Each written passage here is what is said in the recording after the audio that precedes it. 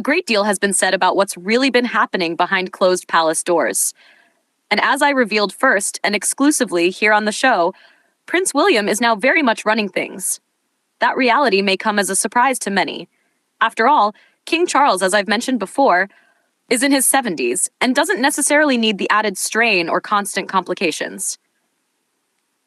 Over the past few days, we've seen a series of deeply troubling developments unfold.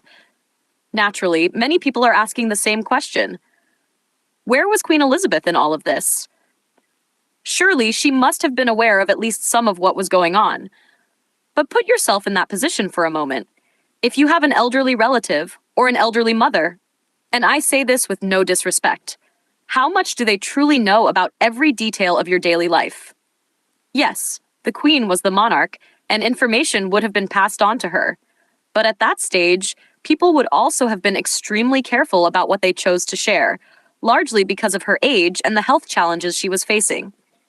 The last thing anyone wanted was to distress her. In all likelihood, she accepted what she was told, trusting those around her. You have to take all of those factors into account. I'm not making excuses, chums, but you know exactly what I mean. Sometimes you do hold certain things back, don't you? The real issue for Prince William now is that he's left dealing with the fallout from all of this. He's essentially been handed the mess, and his biggest challenge is trying to clean it up for the sake of the next generation. While he was over in Saudi Arabia, we all knew this moment was coming. The media inevitably asked him for his views, despite attempts to get ahead of the story with a statement issued by both himself and Catherine, the Princess of Wales. But as I've said before, and he clearly agreed, it simply wasn't enough. It's not enough because the public wants real answers. A brief statement might have worked 20, 30, even 50 years ago. But today, that just doesn't cut it. And if you remember, he did previously step forward to address the situation involving the BBC, Martin Bashir, and his late mother, Diana, the Princess of Wales. Because of that, many people are now saying this issue needs to be confronted once again. Strictly speaking, it isn't really his problem, but it is a family issue, and, for want of a better phrase, it's one that's now landed firmly on his shoulders. The difficulty for William at the moment is that he's currently on a 3-day tour. When he returns, he'll be coming straight back to deal with an enormous challenge, one that continues to engulf the British monarchy. And this is something he now has to face largely on his own. It won't be easy, particularly as it's likely to create fresh divisions all over again. As ever, let me explain. Good morning. Lovely to see you. Welcome back, chums. It's always a pleasure to have your company. Thank you for taking the time to join me today, and I hope you're keeping well, whatever you're up to. It's about to rain here. I can feel it, chums. You know what it's like. You get the stand set up and think, right, that'll do. I've actually been trying to use the stand more lately, just so you know, because it's simply more comfortable. When you're holding everything yourself, you feel like you're about to take off with the wind, the rain, the lot, and you can't exactly manage a brolly at the same time. So people often ask, why are you standing? That's the reason. You need the brolly. Yes, I know, it's all there, isn't it? That's the problem. Absolutely. But as you know, everything is really kicking off at the palace, and the issue now is that with each passing day, this story grows larger and increasingly grim. When you step back and look at the wider picture, one thing becomes very clear. The focus is always on Prince Andrew. And my issue with that is simple. There are far more significant names buried in those files. I'm not suggesting this should be brushed aside or shifted away from the monarchy. Of course, he has to live with whatever he's allegedly done. But the reality is, there are other individuals involved, yet this seems to be the only story anyone wants to focus on. The difficulty William faces now is that he's had to take a position, and then His Majesty the King followed with a message stating he would support a police investigation into his younger brother, the former royal known as the Duke of York.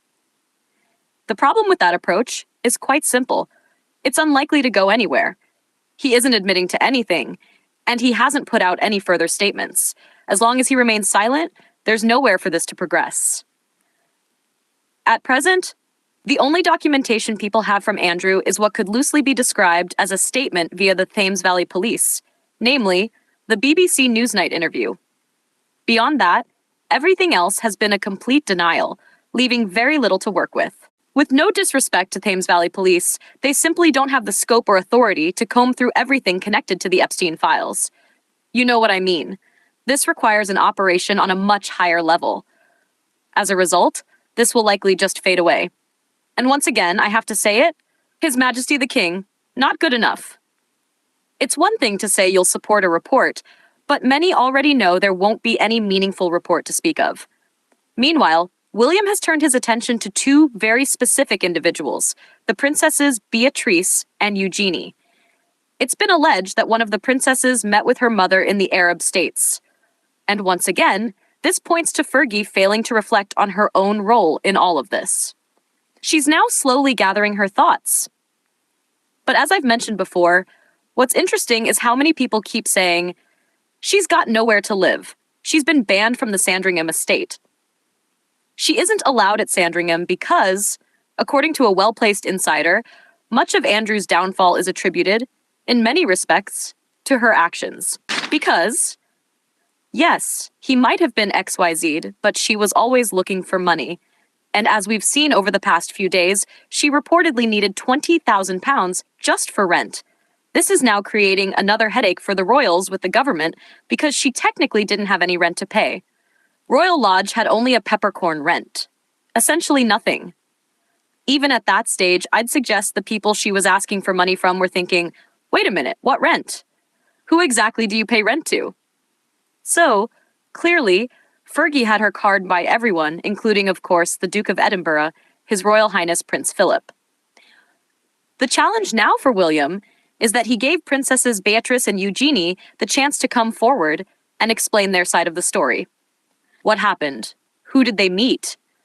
At what point? What was the purpose of the meeting? You'd think they might have realized this would be a good idea.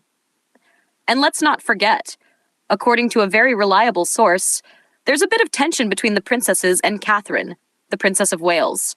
Not on her side, I should point out, but sources say William has been far from impressed with how the princesses have treated Catherine on multiple occasions. I'll leave it there for now. You'll likely hear more about this soon.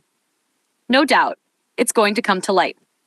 At this point, William is essentially saying that it's not enough for Andrew to just disappear or step away. That alone doesn't solve anything. Right now, they are effectively tainted. They're of no use to the monarchy because they know things. And don't forget their connections. The family links, Andrew's network, and their mother's meetings with all these wealthy and influential people. Remember, they were even photographed with figures like Harvey Weinstein. All of this really lands the monarchy in a tricky situation, because right now, there are still two individuals who aren't really active working royals. They aren't formal members in the sense that they can't go out and perform the day-to-day duties, things like investitures, charity openings, or official engagements. As we've already seen, invitations to red carpet events for the princesses have declined, along with some of their patronages. Observers are paying close attention to what they're doing and how they're conducting themselves. William is fully aware of this, and ultimately, his stance is clear. The only way forward may be for them to consider stepping back from using their princess titles. Some might argue that these titles are hereditary, part of the monarchy's constitution. William doesn't care about that. He's focused on perception and what this looks like to the British public. It doesn't help, as I highlighted in a recent video, that the Duchess of York has been seen chasing freebies with Cunard liners and negotiating million-pound deals. Clearly, this only adds to the problem. The public naturally asks, what do they actually do for us? On top of that, I've been told that security had full knowledge of their movements during this period, and every detail has now been examined with a fine-tooth comb. The bottom line for the princesses is simple. They know they are on very shaky ground. Even though Charles kindly invited them to Christmas events, probably out of pity, William is taking a much harder and more direct approach. He's fighting for the survival of the monarchy. This story isn't going away. And honestly, the situation with Fergie, Andrew, and this particular saga, it's just the tip of the iceberg. William knows it. The real question is, why aren't these two being fully transparent with him to make things a bit easier? Either way, Their time in the spotlight is done. Trust me. Neil Sean, Kensington, London,